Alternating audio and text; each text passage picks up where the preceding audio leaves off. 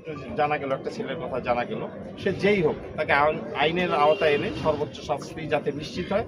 আমরা সকলে আছেন তো ইনশাআল্লাহ? ইনশাআল্লাহ। আমরা নিশ্চিত করব। আপনারা তো এখানে বহুদিন ধরে পলিটিক্স করে, জি, তো তাদের ব্যাপারে যেটা জানা গেছে যে সরকার আসে সরকার যায় তারা টিকে থাকে এবং তারা সব সময় সরকারি দলের সাইনবোর্ড ব্যবহার করে এই কাজটা করে। যেহেতু আপনারা এখন সরকারি দলে, তাহলে তাদেরকে আগে থেকে আপনারা চিনতেন কিনা বা জানেন কিনা তাদের? একটা আমি একটু আগেও বলেছি, এটা ঘনবসতিপূর্ণ এলাকা এবং অনেক অনেক মানুষ এখানে থাকে, ভাসমান লোকজন থাকে এখানে, আসে যায়। বাসা ভাড়া কম হওয়াতে সুবিধা বলেন অসুবিধা বলেন দুইটাই আছে আর কি। তো জনাব তারেক রহমানের সরকার, আমি দায়িত্ব নিয়ে বলছি, এগুলো এখানে প্রশ্রয় পাবে না ইনশাআল্লাহ।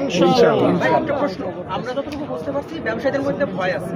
আপনি বলছেন যেই হোক একেবারে ভাষা একটা ছেলে কখনো এসে এখানে সন্ত্রাসী কার্যক্রম করার সাহস পাবে না যদি ব্যাকআপ না থাকে।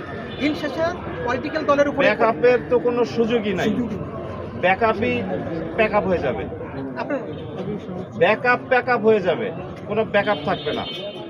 মানবিক এবং নিরাপদ মোহাম্মদপুর ইনশাআল্লাহ জনাব ববি হাজ্জাজের নেতৃত্বে জনাব তারেক রহমানের সরকার নিশ্চিত করবে ইনশাআল্লাহ। ইনশাআল্লাহ।